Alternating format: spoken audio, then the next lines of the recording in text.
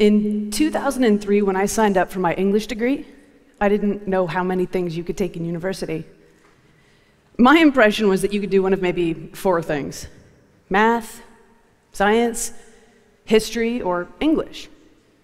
I had no idea that there were specialized degrees in things like fermentation science, video game design, or even computer science for that matter.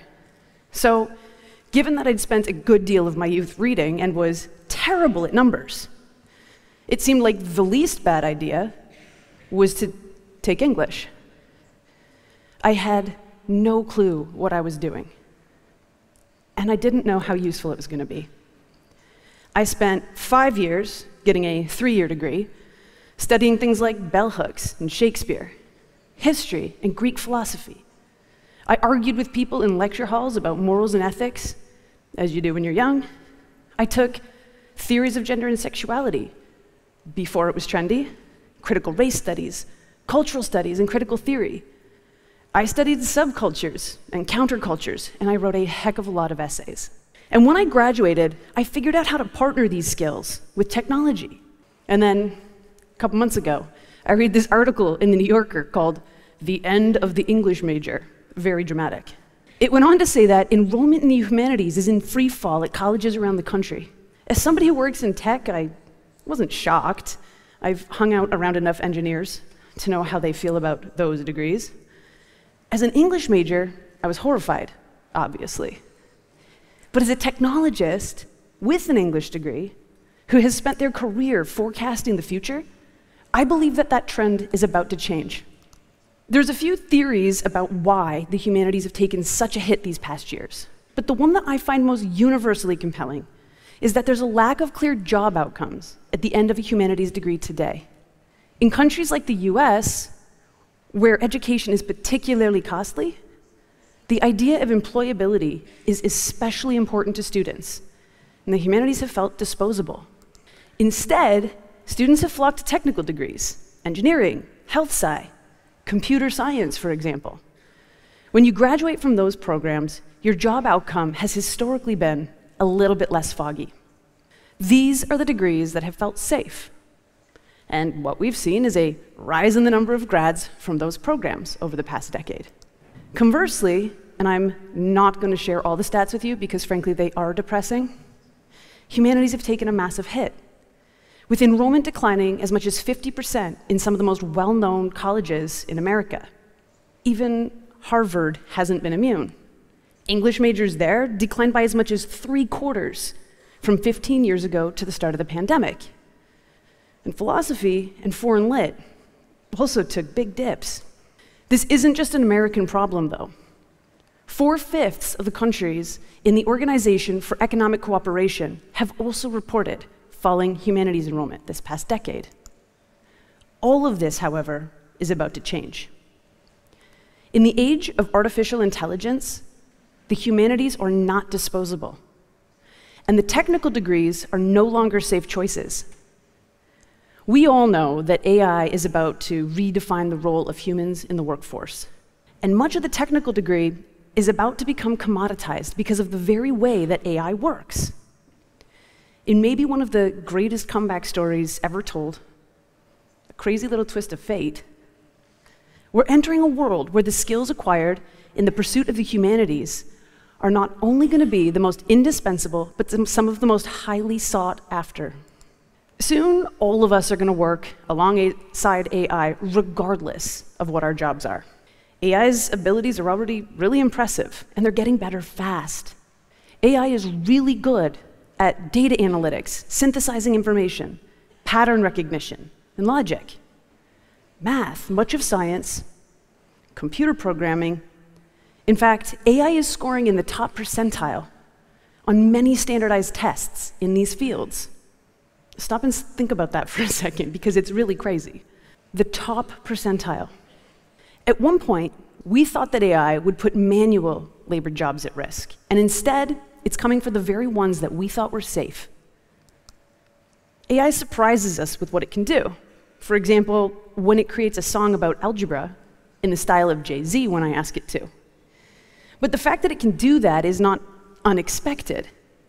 AI has access to everything we know about algebra and the entire JZ catalog at its disposal. So in connecting these two things and creating something related to the two of them, it's doing exactly what it was programmed to do. One way to think about this is to consider all of human knowledge as being contained in a box. AI models are trained on information inside this box. And how AI works is that it looks at one point in the box and another point, and it generates dots that correlate to the information inside both those two dots of human knowledge. Because of how much knowledge it has access to, it sometimes finds new dots that humans haven't found before, which can make it feel like the AI has created something completely new. But it's limited to generating new dots that are connected to dots that have already been created by humans. Meaning that AI output is literally inside-the-box thinking. AI has other limitations, too. It doesn't have a nuanced understanding of human emotion. Computers don't cry. It doesn't have values, cultural context, or ethical considerations, despite how hard we've tried to program those in. It lacks grounding, the ability to deeply understand cause and effect, semantics, or tone. AI will spit out information with confidence, even when it's wrong. It doesn't think critically, and it doesn't know how it gets its answers. In fact, we don't know how it gets its answers either, which might become a bit of a problem. And of course, without consciousness, AI doesn't know or care that it's limited in these ways. But perhaps most importantly, because it can only create seemingly new ideas based on information that already exists, it can't be as forward-thinking as the inspired mind. And that is our opportunity, to nurture the inspired mind. You see, going back to our box example, humans have all of these things going on outside the box, like serendipity, spontaneity, lived experience. And these things cause things like creativity, inspiration, imagination, and dreaming to happen. AI's limitations are the skills that humans must now return to mastering. And they're also the things that make us the most human. AI doesn't dream. It lacks inspiration, imagination, and those sparks of creativity that cause humans to produce truly wondrous things. AI doesn't have the experience of spontaneity or serendipity that come with living. It doesn't have lived experience at all, even if it has ingested all of our Twitter feeds.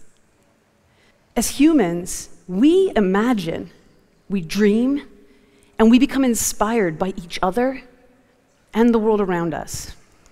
So, given that that's how these models work, the question then becomes, how do humans remain sharp at outside-the-box thinking? And the place that allows us to exercise those muscles the most is the humanities.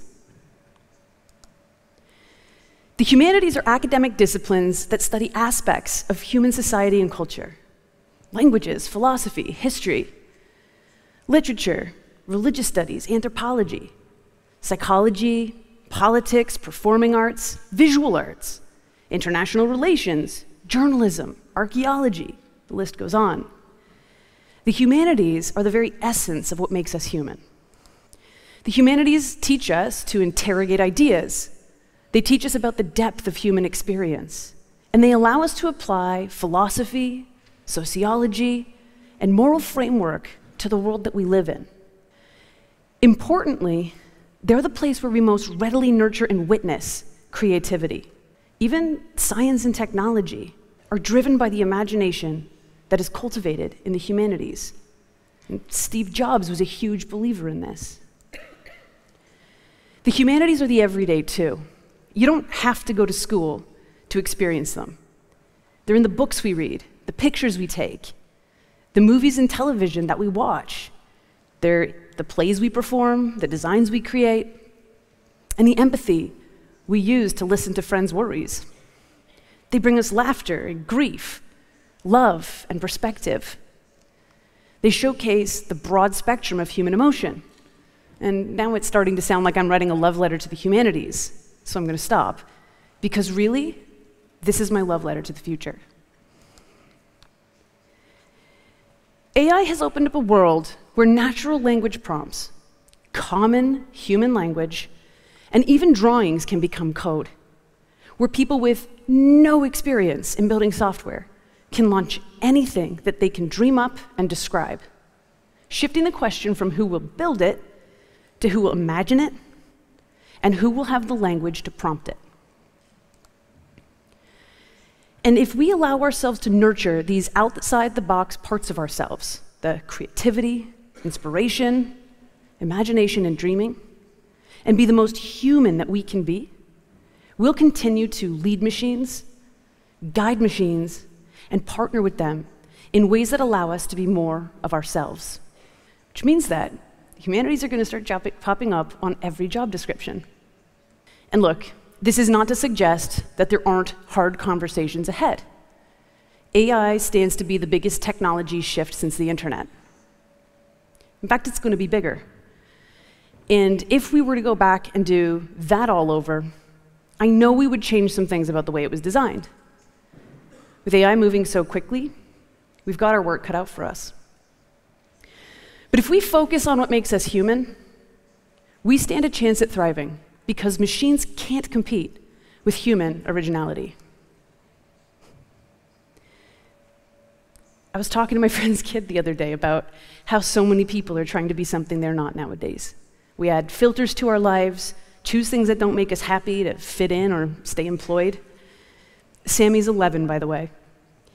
And she said, "You just have to be yourself. You're the only person qualified to be you."